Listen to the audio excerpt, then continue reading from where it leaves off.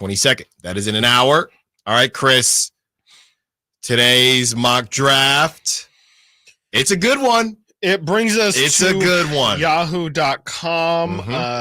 Shout out Yahoo. They have, let's see here. They have typical, like we said, the 1 and 2 have kind of been flip-flopping. They're still not anyone locked down for those 2 spots. You got Atlanta taking Zachary Risache, got Wizards taking Alex Sarr. Those 2 have been pretty consistently at the number 1 and 2 picks. The Rockets, number 3, taking Stephon Castle. Seems like he's starting to really climb up boards. Reed Shepherd going number 4. Number 5, Tejan Salon going to the Detroit Pistons at number 5.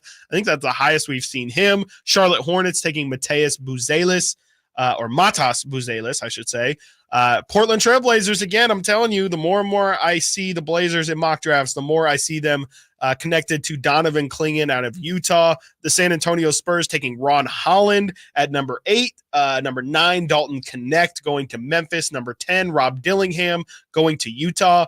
Number 11, Nikola Topic going to the Chicago Bulls. That's the furthest I've seen him drop. I also just saw on my feed here that the official measurements of Nikola Topic were a lot more disappointing than what people had initially thought. He was listed as a 6'5" guard with a potential 7-foot wingspan, and they measured him in, I believe, at 6'5", but with a 6'7" wingspan. So there's a very, very large difference when you're talking about, especially somebody who doesn't necessarily have the athleticism to try and supplement those extra inches in wingspan. Definitely a really big hit to his draft stock. So I wouldn't be surprised if you see him start to fall more towards the Kings range. At number 12, OKC taking Cody Williams. Let's see here at 14, again, just to skip the Kings pick. We have Khalil Ware going to the Portland Trailblazers. That's, again, a name that continues to rise. A lot of Kings fans liking what they see out of Khalil Ware. A guy who could potentially stretch the floor and protect the rim. Definitely is somebody who I think the Kings are going to look at. Devin Carter going 15 to Miami. Jared McCain 16 to the Sixers. Someone who worked out for the Kings, Carlton Bub Carrington.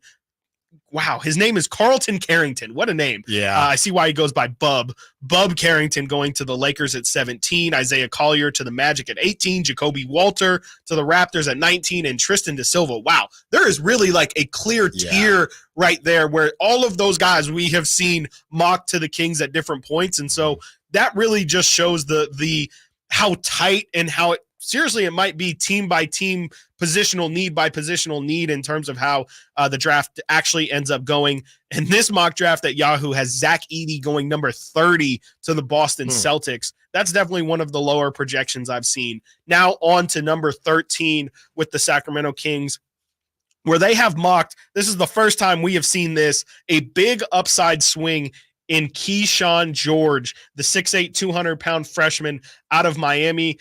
The small little blurb that Yahoo has written in there is George is one of the most promising wings in this class with how well he shoots from 3 and his potential 3-and-B. He is a potential 3-and-D wing in the NBA. The scouting report on Kyshawn George is a jumbo-sized guard/wing with awesome physical tools and big-time upside. He instantly passes the eye test, not only because of his height, but how he moves on the floor.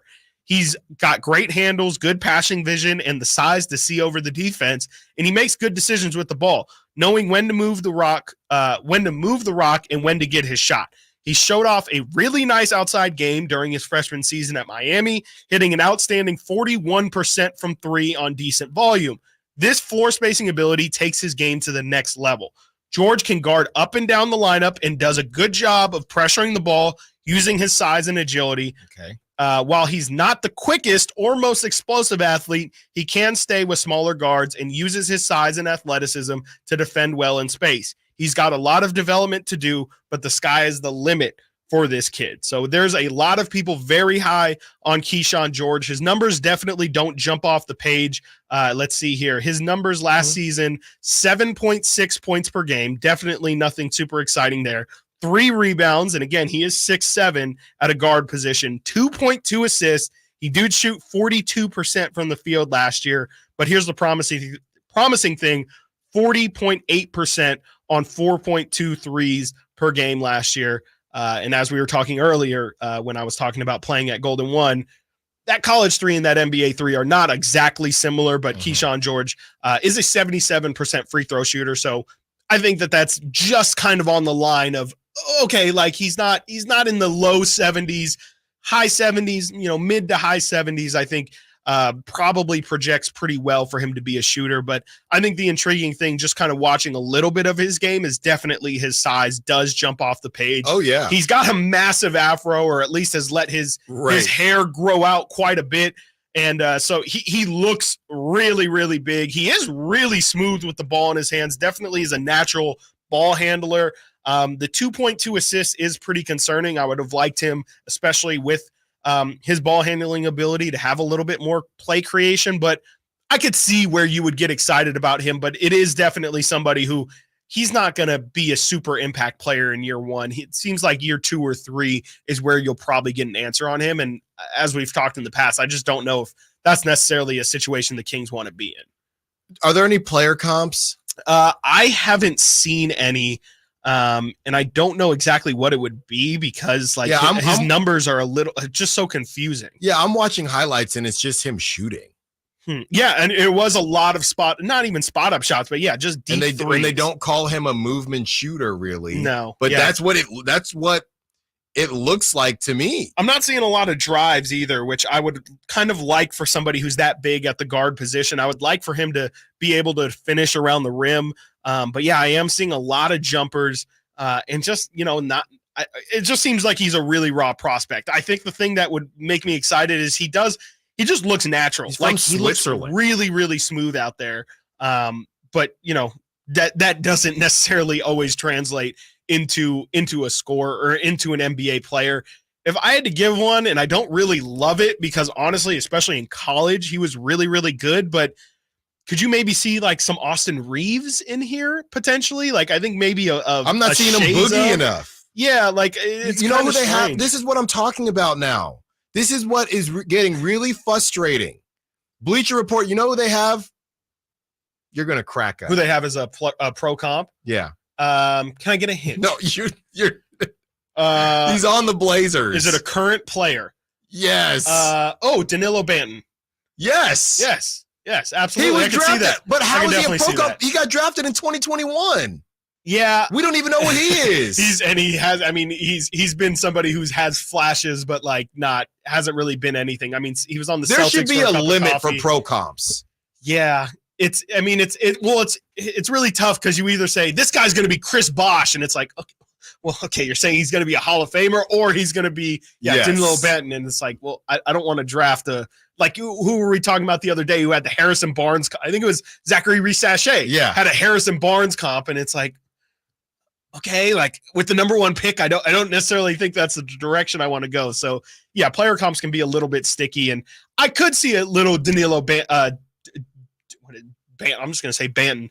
I could see it in his game, because he's a lot more slender and is a ball handler who really does just take deep threes. NBA Draft.net has this one, makes more sense to me. Cam Johnson.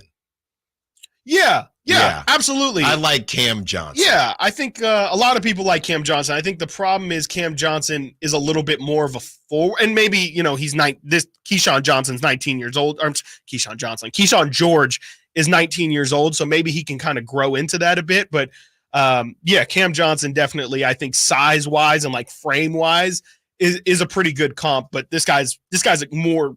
He seems to be more of a guard than a forward. Right. To me. Yeah. Decent though, 40% shooting. I think that's exactly what you're going to sell yourself on. You're going to say he's going to be a guy who he can have the ball in his hands, but I think at the NBA level, as with everybody, I just think he's going to have to at first be a role player who probably just knocks down shots and then can show what else he can give a little bit later in his career. There it is. Yeah.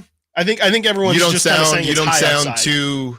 It's just the upside swing that I'm just not a fan on. I'm just not really. I just don't think the upside thing is the direction the Kings should go. How old is he? 19 years old. Just take Dijon. Just Well, take he wasn't Tejon available. He went number 5 in this mock draft, so That's insane. we can't do it. We got to be careful what we say on this show. We really do, because now Tejon This is what makes you think that. Tejon Salon a month ago was the 17th pick. Yep. And JJ Redick was just a podcaster. And JJ Redick was just the host of Chris's favorite podcast. Not yet. No, and now Mind Ball. The Mind Game Pod is done. Ball.